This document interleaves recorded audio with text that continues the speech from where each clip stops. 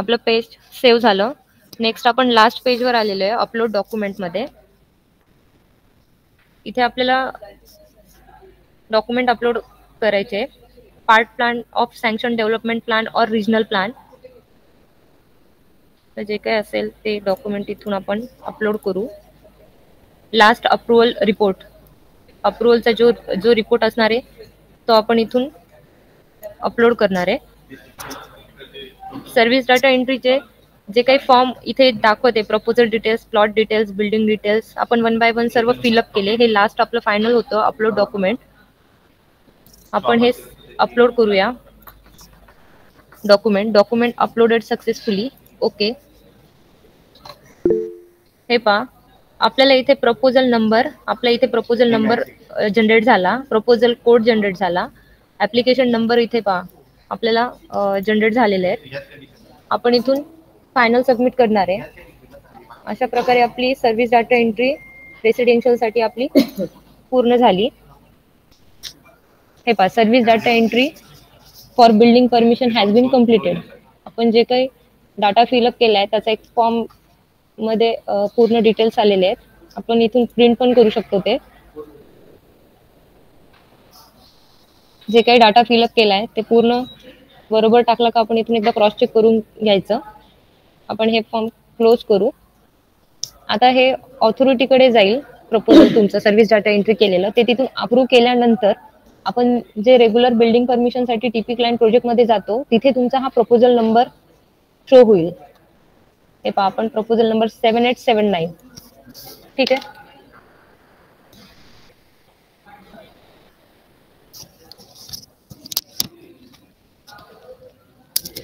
हे प्रपोजल आपण अप्रूव्ह करून घेऊ. एक मिनिट.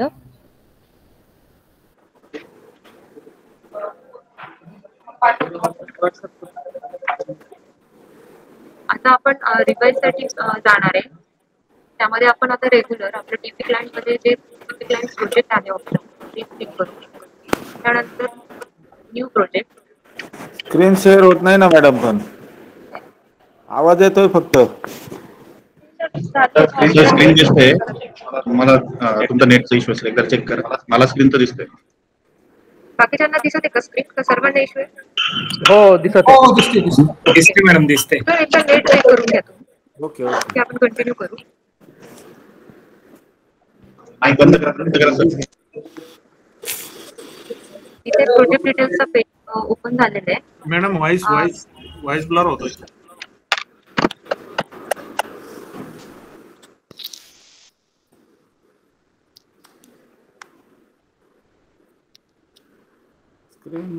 आवाज येतोय, नेटचा काय विषय? टाइप ऑफ यूएलबी कॅटेगरी इथे रिफ्लेक्ट झाली. आपण रत्नागिरी म्युनिसिपल काउन्सिल साठी केलंय. कॉर्पोरेशन असेल तर कॉर्पोरेशनचं दिसेल. आणि सर्वात महत्त्वाचं म्हणजे ज्या काउन्सिलसाठी तुम्ही सर्व्हिस डाटा एंट्री केलेली आहे त्या काउन्सिलमध्ये तुमचा जो काही नंबर आहे, रेफरन्स नंबर, तो इथे शो होणार आहे. आपण सर्व्हिस डाटा एंट्री सुद्धा रत्नागिरी काउन्सिलमध्ये केली आहे. पुढचं प्रपोजल कंटिन्यू आपण रत्नागिरी काउन्सिलमध्येच करणार आहे. Type of ULB category municipal council. ULB RP special authority. इथे आपल्याला Ratnagiri municipal council auto reflect होत आहे. नंतर नेम ऑफ सर्व्हिस, इथून आपण सर्व्हिस सिलेक्ट करणार आहे. बिल्डिंग डेव्हलपमेंट आहे, लेआउट आहे, कंपाऊंड वॉल आहे. आपण बिल्डिंग डेव्हलपमेंट सिलेक्ट करू. सेम इथे आपल्याला रेग्युलर आपले जे बिल्डिंग परमिशनचे क्वेश्चन असतात ते विचारत आहे. पण जेव्हा आपण आपला proposal number, existing data fill up केलेला जो आपला प्रपोजल नंबर जनरेट झाला होता तो जेव्हा सिलेक्ट करू त्यानंतर पूर्ण डिटेल्स इथे ऑटोमॅटिक रिफ्लेक्ट होऊन जाईल. इथे पहा, नेम ऑफ सर्व्हिस मध्ये आपण रिवाइज घेणार आहे, त्यामुळे रिवाइज बिल्डिंग परमिशन आपण इथे सिलेक्ट करू. For revise building permission you have to select the reference approved building permission number and sub project type. इथे आपल्याला त्यांनी आधीच मेन्शन केलंय. आपण ओके करू. आपल्याला रेफरन्स अप्रुव्हल नंबर सिलेक्ट करावा लागणार आहे. हे पहा, आपला जो काही रेफरन्स नंबर आहे तो आपण इथून सिलेक्ट करू. आपला सर्व्हिस डाटा एंट्री च्या वेळेस आपला प्रपोजल नंबर जनरेट झाला होता 7879, तो आपण इथून सिलेक्ट करू. सिलेक्ट केल्यानंतर पेज रिफ्रेश होऊन पहा, आपलं जे काही आपण डिटेल्स फिलअप केले होते ते सर्व इथे ऑटोमॅटिक रिफ्लेक्ट झाले. त्या प्रपोजलचं आपण जे काही डिटेल्स फिलअप केलं होतं, लोकेशन, टाइप ऑफ प्लॉट, पूर्ण इथे सिलेक्शन ऑटोमॅटिक झालेलं आहे. तर मला नाही वाटत आता हे परत डिटेलमध्ये सांगायची काही आवश्यकता असेल. सर्व्हिस डाटा एंट्रीमध्ये आपण हे सर्व पॉईंट कव्हर केलेले आहेत. आपण इथून चेक करू शकता सर्व डिटेल्स.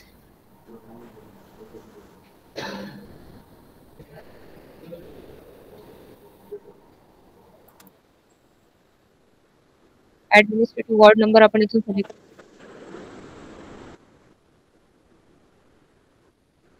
बाकी सर्व details, type of proposal,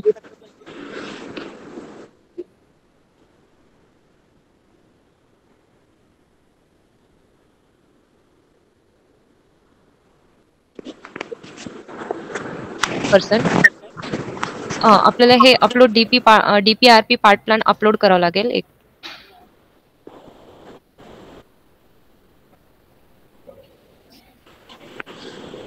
site visit, technical पर्सननी साईट व्हिजिट कधी केली त्याची डेट सिलेक्ट करावं लागेल आपल्याला.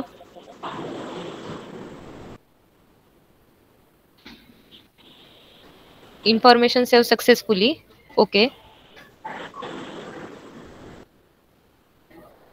प्लॉट डिटेल्स मध्ये पण आपण जे काही डाटा फिलअप केला होता, इथे आपण ऍक्शनच्या ठिकाणी एडिटचं एक ऑप्शन आहे, त्यावर क्लिक केल्यानंतर आपण हे पहा, प्लॉट एरिया किती टाकला होता ते सर्व इथे ऑटो रिफ्लेक्ट होतं. आपला गट नंबर काय होता, प्लॉट नंबर काय होता, झोन काय सिलेक्ट केला होता आपण, ते सर्व इथं मेन्शन झालेलं आहे. ऍडिशनल काय असेल तर तुम्ही इथून ऍड करू शकता. पेज सेव्ह करू आपण.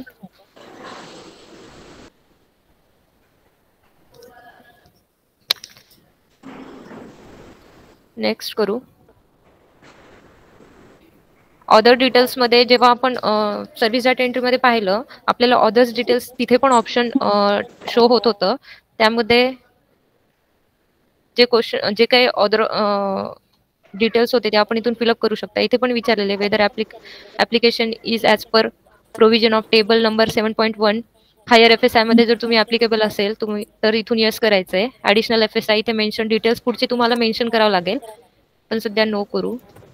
हे रेग्युलर आपण जसं बिल्डिंग परमिशनसाठी डाटा फिलअप करतो सेम तेच आहे, फक्त एक्झिस्टिंगचा डाटा आपण project number proposal number select केल्यामुळे ऑटो रिफ्लेक्ट पूर्ण झालेला आहे.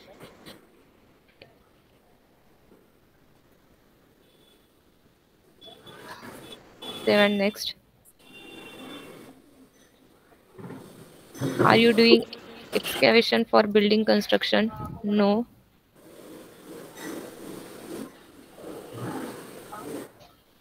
Whether the land is already covered into non-agricultural purpose.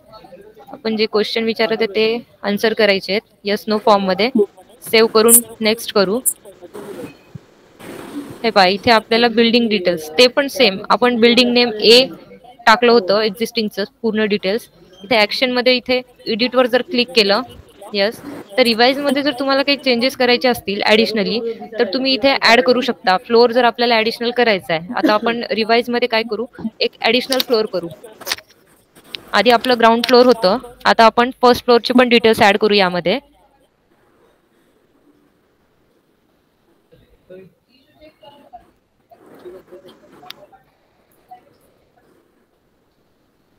इथं नंबर ऑफ फ्लोअर 2 येतील. Occupancy use residential.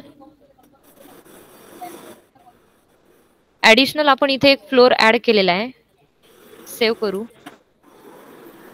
Data update successfully, okay.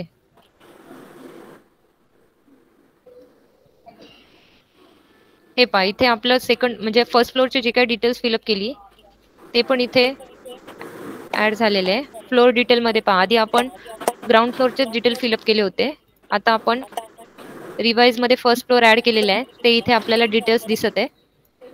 Okay, आता आपण नेक्स्ट करू. Select building. आपली बिल्डिंग नेम काय होतं आपण टाकलेलं बिल्डिंग ए ते सिलेक्ट केलं. Map to list.